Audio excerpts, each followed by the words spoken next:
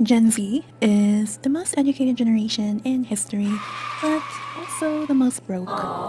Not because we're lazy, not because we buy iced coffee, but because the math simply stopped mathing. Here's the real reason no one wants to admit. First off, Gen Z didn't start life on easy mode. We didn't walk into a world with cheap houses, stable jobs, and low tuition. We walked into whatever this is. The economy didn't break with us. It broke before we even showed up. Wages grew about 0% after inflation over the past 20 years, but rent up 100%. Groceries up 30%. College up 200%. So imagine working harder than your parents and still barely surviving. That's not a character flaw. That's math. We're gonna go over wages very quickly, but here is the part no one really talks about. From the 1970s to today, worker productivity skyrocketed. People started doing more, producing more, and working harder than ever. If wages kept up with productivity, the average American would be making around $40 an hour today. But wages didn't follow productivity. They flatlined. Meanwhile, CEO pay didn't just rise, it exploded.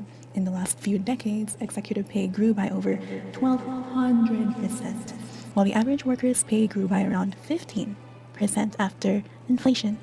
So when older generations ask, why don't you just work harder? They're ignoring a very simple truth. Gen Z is working harder. We're just getting a much smaller piece of the pie. This isn't a motivation problem, this is a distribution problem.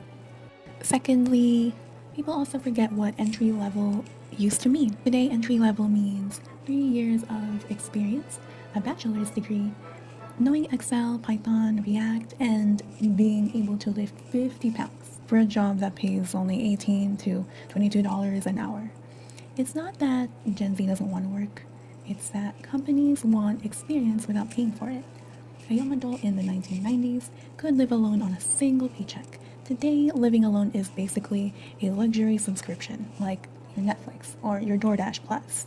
Rent, utilities, car payments, insurance, your phone bill, groceries, most of your paycheck is gone before life even happens. Gen Z isn't avoiding buying houses because we're irresponsible.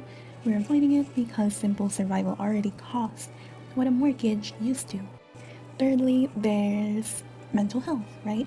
People love to say Gen Z is too emotional. Okay, but therapy is over $100 a session. The medication is expensive, and financial instability hits harder than ever. It's not that Gen Z is weak, it's that we're the first generation willing to talk about the pain instead of hiding it. Older generations had one path: get a job, stay there, retire. Gen Z has gig jobs, contract work, layoffs, remote work, side hustles, and almost no stability at all. We don't want dream jobs, we want jobs that simply don't destroy us. And fourthly, social comparison is everywhere. Our parents only compare themselves to the neighbors. Gen Z compares themselves to influencers with $1 million houses, YouTubers who made it at 19, and TikTokers who claim to earn $50,000 a week. Even if we know it's all fake, it still affects us. Everyone online looks rich. Meanwhile, you're debating whether to split your Chipotle bowl in half to make 2 meals. If this feels relatable, it's because it's real. You're not imagining it. The numbers back you up. Why is Gen Z broke? Not because we're lazy, not because we don't want to work, not because we spend $6 on coffee.